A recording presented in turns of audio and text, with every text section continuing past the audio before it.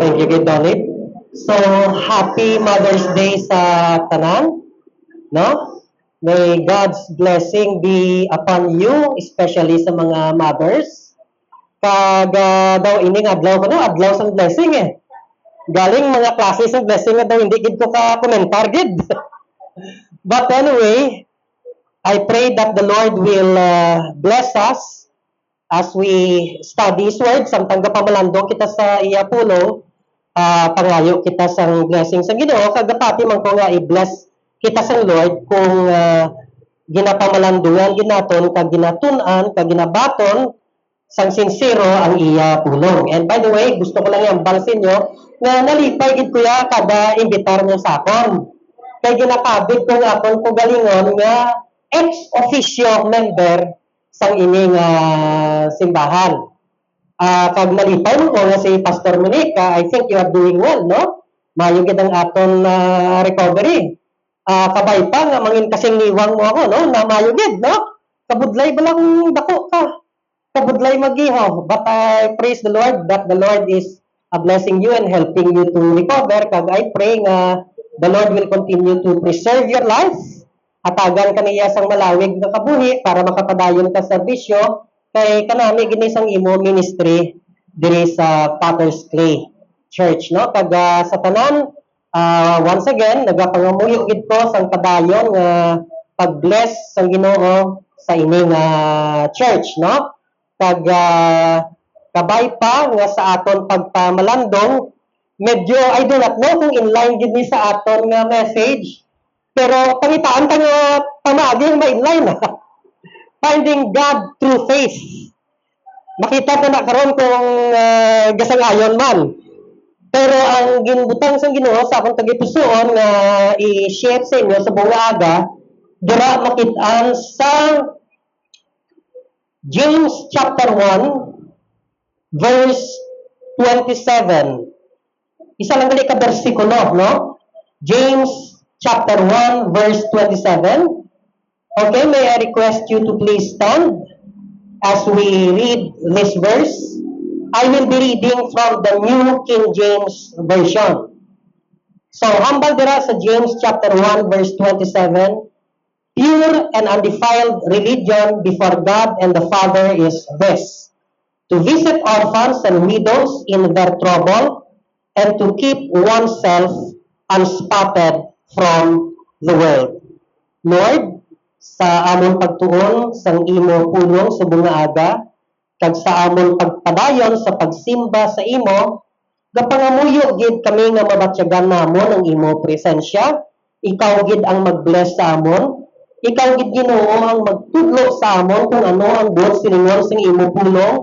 Kay kung kami lang Ginoo ang amon kalibutan-on nga kaalam, hindi kasarang maghangop sang kamatuoran sang imo pulong. So kabay pa Ginoo, ikaw ang maghikot sa amon huna-huna kag tagipusoon para maintindihan namon ang imo pulong. Kag kabay pa Ginoo, paagi sini kami mapalapit pagid sa imo. Kay ikaw Ginoo ang source sang tanan nga goodness, ang source sang tanan nga blessing, kag paagi lang sa imo Ginoo, paagi sa imo anak nga si Kristo Hesus, kami makaagong kaluwasan, kabuhi nga wala katapusan, kag sang tanan nga kalipay kag blessings diri sa kalibutan nga ikaw lang gid ang makahatag. Kabay pa Ginoo ang tanan namon nga himuon makahimaya gid sa imo. In Jesus' precious name we pray. Amen. Okay? Ang atong mensahe subong nga aga, ang titulo sini, True Religion. Ano bala ang matudtuod nga reliyon? Okay? Kung naghambal ka nga Christian ka, kag nagasang-ayon ka sa Christian religion or Christianismo, paano mapamatud-an nga ang imo pagtuo ng genuine gid or authentic gid? Or base hindi ka man lang gali sincero sa imo pag-embrace sa Kristyanismo. Okay? Ini ba lang bago ko magpadayon, gusto ko lang kamo hatagan sang jutay nga idea kung ano ining Book of James. Ang Book of James, parte ni siya sa aksyon nga ginatawag. Kay, ang ginaproblemahan ni James, kadamo ng mga Christians naghahambal nga may ara sila sa pagtuo apang hindi makitaan sa ila binuhatan. So, diri sa Book of James, makitaan mo ang isa ka popular na statement na naghahambal, faith without works is dead. Patay ka no ang pagtuo nga wala sang binuhatan. Kagina siguro diri ko makahambal nga in line mani sa aton theme no sa pila na guro kasi mana o tungbulan nga naghahambal finding God through faith. Pagi sa pagtuo kita mangin malapit sa Ginoo pero ang question naman tuod gid ba lang may pagtuo ka sa Dios? Makit-an bala sa aton kabuhi. Amo ina subong ang direksyon man sang bersikulo nga ginatun-an ta. O liwaton tong pagbasa sini ha. Pure and undefiled religion, actually dapat mabalik kita na sa verse 26. If anyone among you thinks he is religious and does not bridle his tongue, but deceives his own heart, this one's religion is useless. Pure and undefiled religion before God and the Father is this: to visit orphans and widows in their trouble, and to keep oneself unspotted from the world. Pero dali lang. Kay base ang ibang bala nakabati nga ang Christianity kano hindi religion. Ang Christianity kano is a relationship with Jesus Christ. Tuod man ina sa isa ka bahin. Kay sa isa ka pag-intindi, ang religion parte ini sa atong pagpaninguha nga malambot ang Ginoo. Pero ang Kristyanismo, pinasahi sa tanan klase nga reliyon, kay diriya sa Kristyanismo, hindi kita ya ang naglambot sa Ginoo. Ang Ginoo ya ang naglambot sa aton pagi sa pagpadala sa iya bugtong anak. So, sa imang nga bahin, pwede kita makahambal nga ang Kristyanismo hindi reliyon. Relasyon niya sa Ginoo. Pero diri naman niya sa piyak nga bahin, pwede man natin mahambal na ang Kristyanismo isa ka reliyon. Kaya ano bala ang buwan sa lingon sa reliyon? Ang isa ka reliyon, may ara pagtuo, may ara ginapatihan, may ara ginasimba, o kung may ara pagsimba. Kag ang isa ka reliyon, may ara man ginatawag nga way of life, or lifestyle, or pagpangabuhi. So sa dira nga pag-intindi, pwede kita makahambal nga ang Kristyanismo reliyon. O, klaroon ka lang ha, sa piyak na bahin, ang Kristyanismo hindi reliyon. Pero diri naman sa piyak na pag-intindi, ang Kristyanismo reliyon. Kag diri masulod ang ginbasa ta. Hambal ni Santiago o ni James, may duha klase nga reliyon. O, pamatihan tamayo niyo, ha?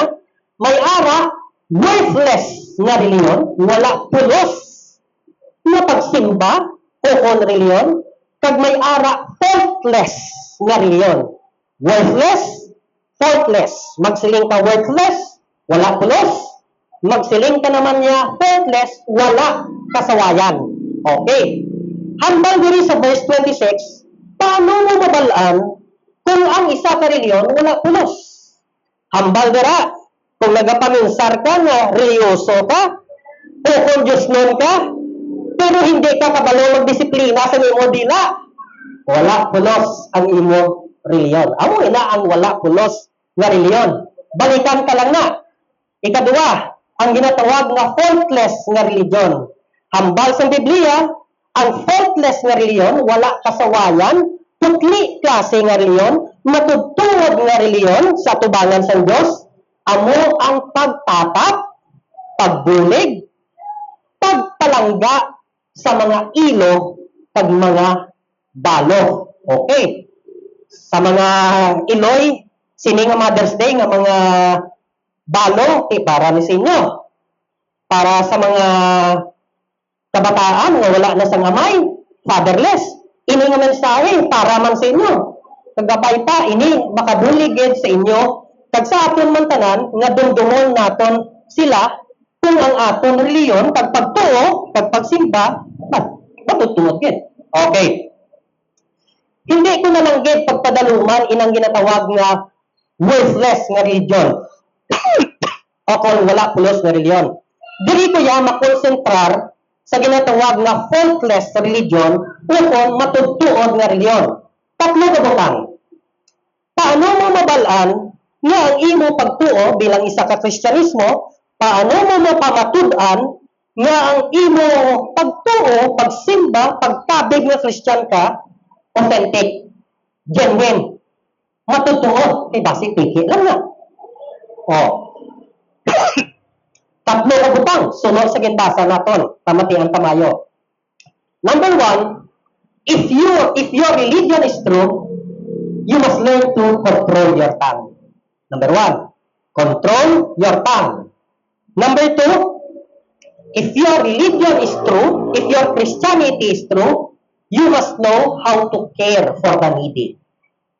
Pagkabalaka sa mga nagakinahanglan. Pag number three, para mapamatud-an mo ng imo pagtuo, ang imo Christianity, matutuod gid. Dapat you must learn to cleanse your life. Tinuan mo imo kabuhi. Liwaton ko para klaro. Control your tongue, disiplinaha dila mo. Number two, care for the needy. Pagkabalaka, kagkaluoy sa mga nagakinahanglan. Kag number three, cleanse your life. Tinui imo kabuhi. Paagi sa ini kapatlo nga butang, mapamatud-an mo sa kalibutan nga ang pagtuo mo, wala lang nga sa bakba mo, kundi yara gid sa tagipusoon mo, kag makit-an gid sa kabuhi mo. O, lipot lang niya. Number one, if you want to show that your religion is true, ano himuon mo? Disiplinahon mo ang imo dila. Balan mo mga utot, importante gid ni. Doon na budlayan ko magambal. I do not want to criticize. Balaan ako doon, Hindi ko gusto mag-criticize, good. Pero balaan nyo, kita nga mga Christians, we love to talk.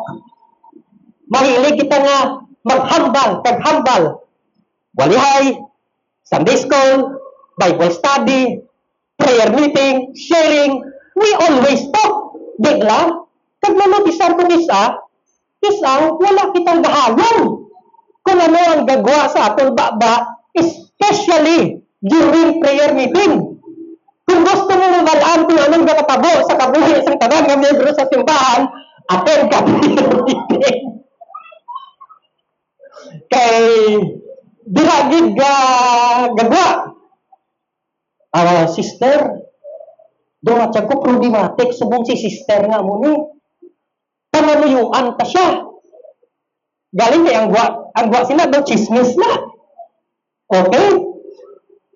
Mga utod, hindi dapat muna. Nga man, hambal sa Biblia. Okay? Hambal sa Biblia dira sa Colossians 3:8-9. Pamatihan tamayo Colossians chapter 3 verses 8-9.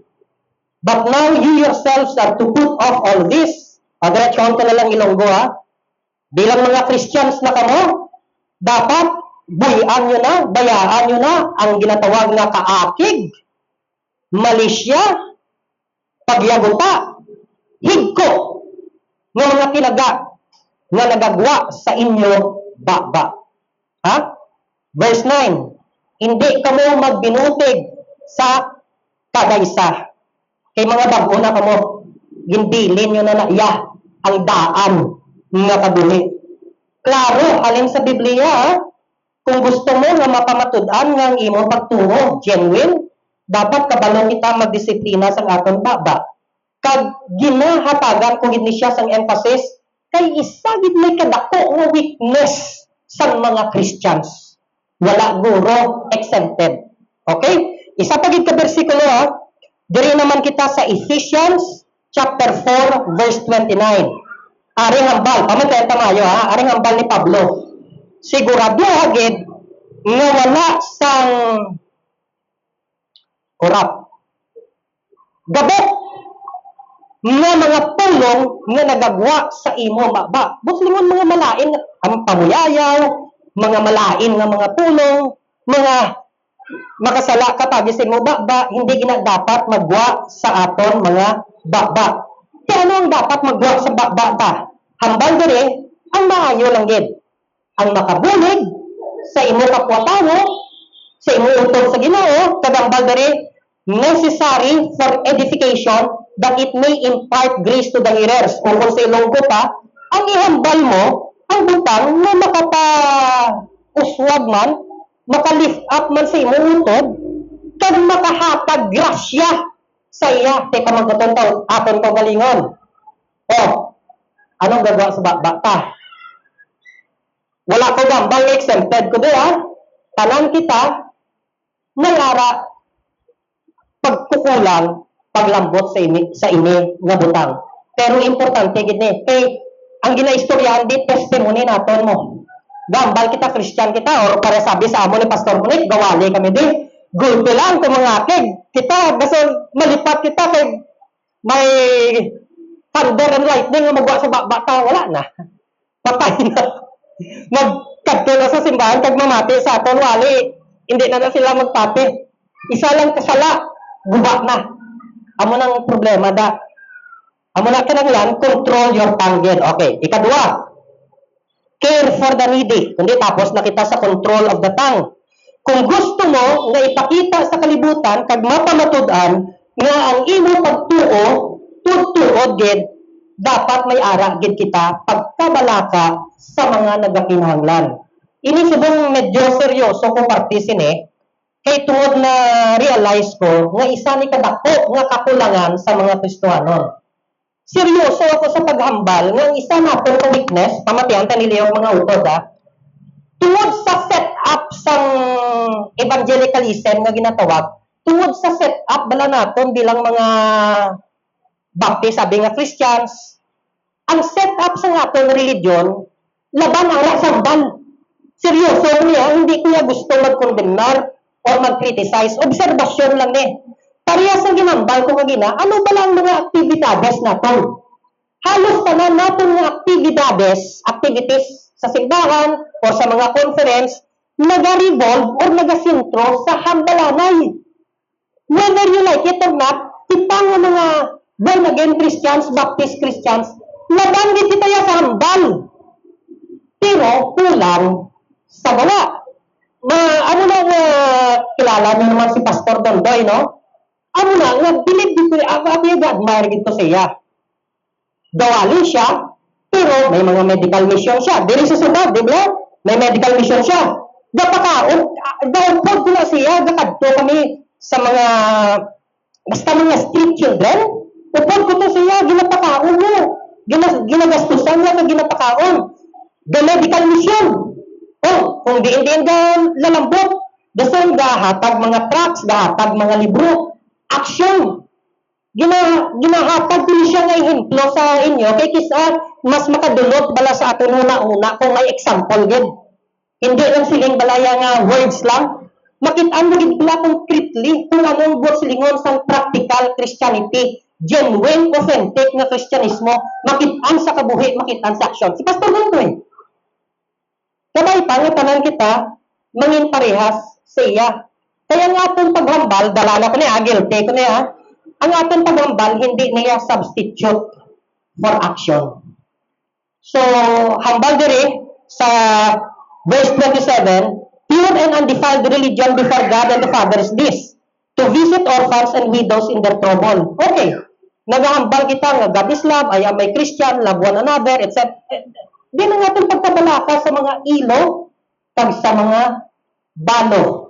Base manangkot mo. Nga daw single out gid ni James ang mga ilo kag balo. Kay sa kadaman sa mga katawhan, daw ini isa sila sa mga klase sang katawhan nga naging ng lanon gid bulig. Pamatian niya ni Leo Mayo Ini nga bersikulo, paborito ni isang ilo ito. Kay talong na siya. Ang buong na silingon, ang iloy kuya nga ginataga, nga paborito niya kay sa ila edad, may edad na siya, 80 taon, balo pa siya, kisa may ara, kita tundon siya nga malimtan ka sila. So, ang iloy ko, permi na lang ko ginambalan, remember the widows. Take care of the widows. Kamo nga may mga iloy, Mother's Day siguro, Kamo nga may mga iloy nga balo na. Oh. Apply ha? Apply. Applications. Action. Sang aton natunan. Pero ari pagida ng padaluman tagipay. Wala bala kamo kabalo nga ang Dios naton nagakabalaka gid para sa mga ilo kag sa mga balo. Ari ang hambal sa Psalm 68 verse 5. Katahong sini oh. Ang Dios amo ang amay sa mga ilo. Kag amo siya ang Diyos amo ang abogado sa mga balo, ang depensador o abogado sa mga liwaton ko kay katahon sini sa English. Psalm 68 verse 5. God is the father of the fatherless, a defender of widows.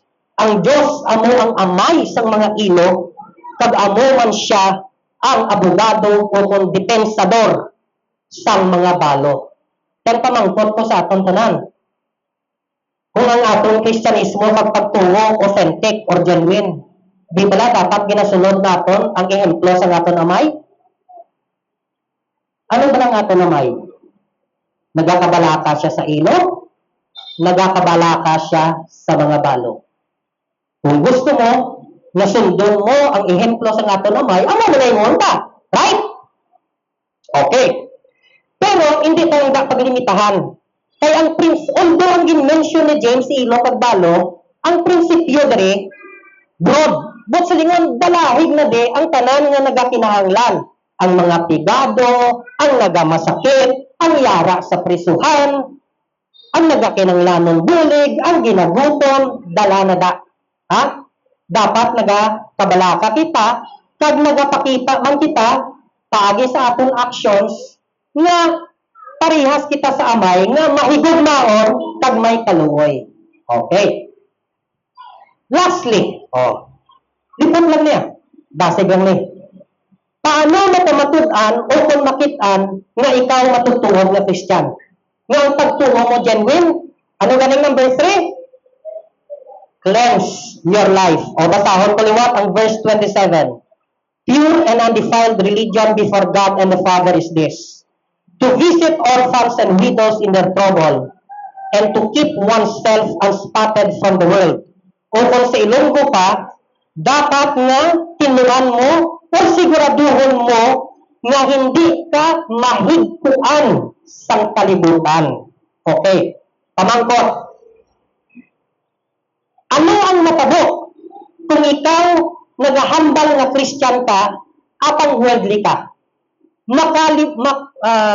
Makalibutan-on ka. Sakto, no? Worldly ka. Okay, palangga mong kalibutan. Ano ang matabo? Kag tumita sa James chapter 4 verse 4. Pamatian ta ni Mayo, ha? Diretsuhon ko na lang Ilonggo. Kamo nga mga traidor. Grabe tulong sa Ginoo, ha? Ang tawag niya sa mga tao nga mga kalibutan-on. Ha? Inabalang palangga nila ang kalibutan.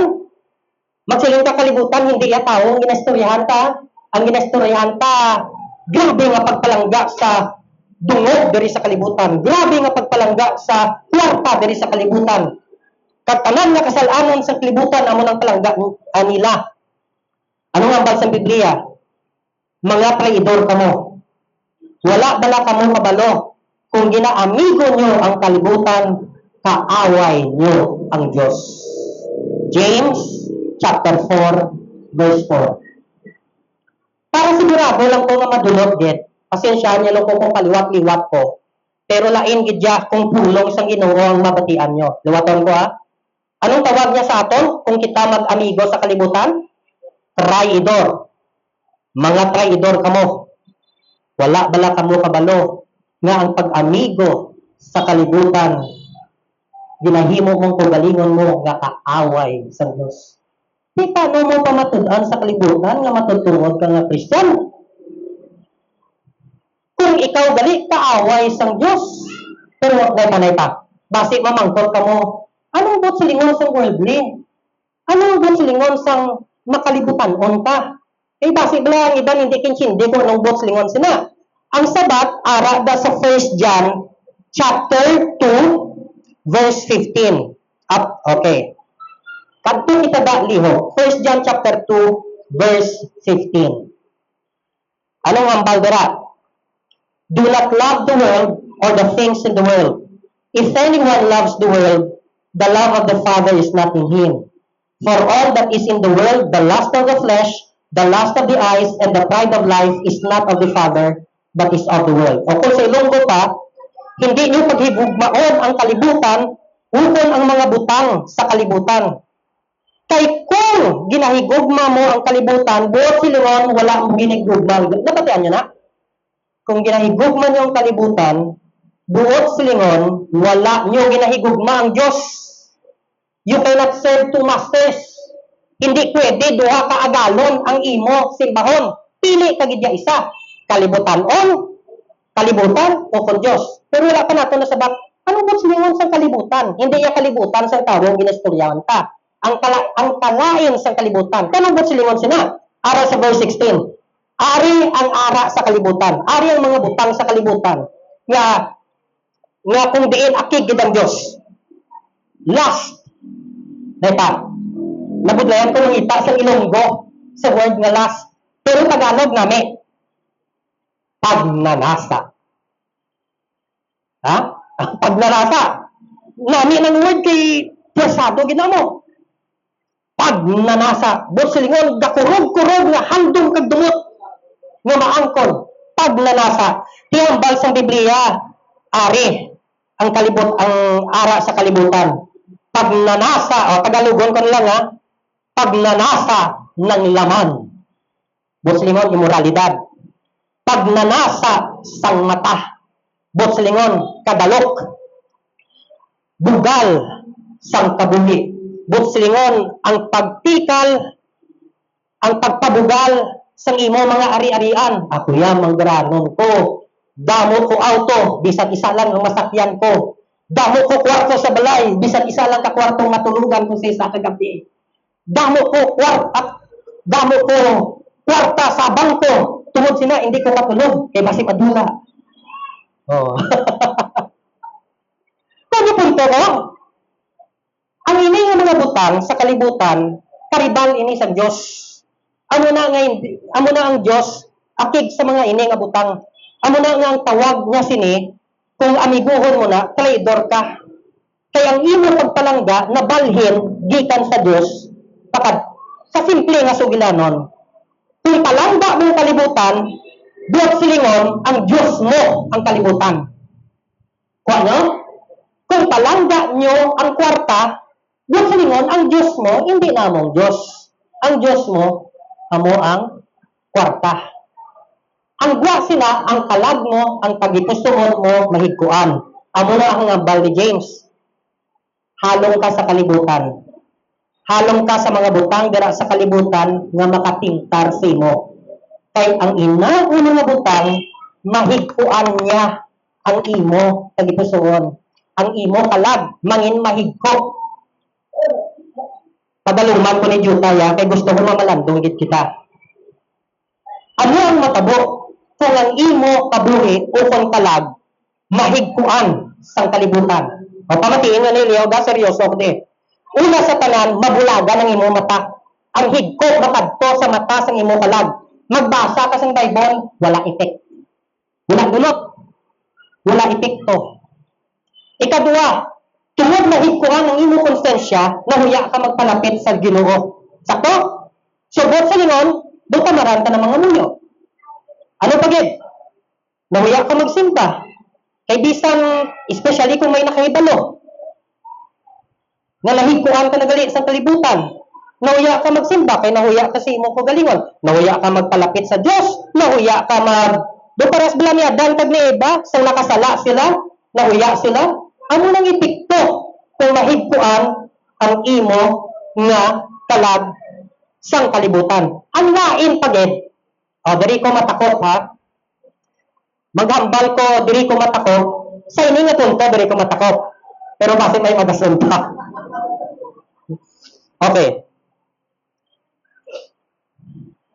Ang buwan ko di silingon, kagang lain pagid, kung mahigkuan ka, kung di nahuya ka magbalik sa Diyos, mataan niyo to? Kung mahigkuan ka sa kasalanan, gikan sa kalibutan, nauya ka magpalapit sa Diyos. Ano na lang himuon mo? Ang ginahimo sa kalabanan na muni. Naulanan naman lang ko, paligo na lang ko tudo. Amo nang masubot ka. Amo na kadelikado. Isa mo lang katikang sa pertahan sa kalibutan, diretso-diretso na na.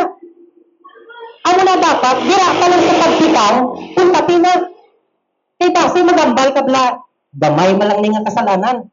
Ang gamay, nagapadayon sila ko. Amo na ang problema. Amo na ang ginatudlo sa Ginoo, diri sa atong ginambasa, tinuwi mo kabuhi. Tinuwi. Halungigid nga hindi ka mahigkuan sa kalibutan. Okay, inatuto na kaya, diri na kaya mata ko. Ang pamangkot, ti paano mo himuon ina? Paano mo matinduan ang imo kalag para hindi ka mahigkuan sa kalibutan? Kag ini, ang last ko nga verse nga i-share sa inyo, memorize nyo na ni. Ginakanta nyo pa ni gani eh. How can a young man cleanse his way? By taking heed thereto according to your word. Paano matinduan sa tamatanon, dala na mga tigulang ha? Hindi kita de-exempted ha?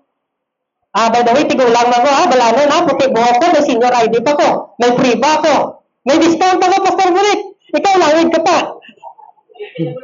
Okay. Ate ko na, parehas pa. May mga discount pa. How can a young man cleanse his way? Paano matinluan sang isa ka tawo ang iya kabuhi? Paagi sa paghalong suno sa pulong sang Ginoo. Mga young people, mga mothers, fathers, mga utol sa Ginoo, pulong sang Ginoo. Basahagit pa maayo, adlaw-adlaw nga tanan. Amo ni ang atong take a bath once a day. Kung pwede gani, take a bath all the time. Amo ni ang aton nga tubig. Ha? Amo ni ang aton pampaligo. Paligo kita perme sa pulong sang Ginoo. Samtang ginapamalandungan tani, samtang ginabasa tani, ginatinluan niya ang aton na una kag dagit pusoon sang tanan daanhid ko. Na the word of God is the water that cleanses our hearts. Instead na palanggaon ta ang kalibutan, palanggaon ta ang pulong sa Ginoo. God bless all of you. This is God's word.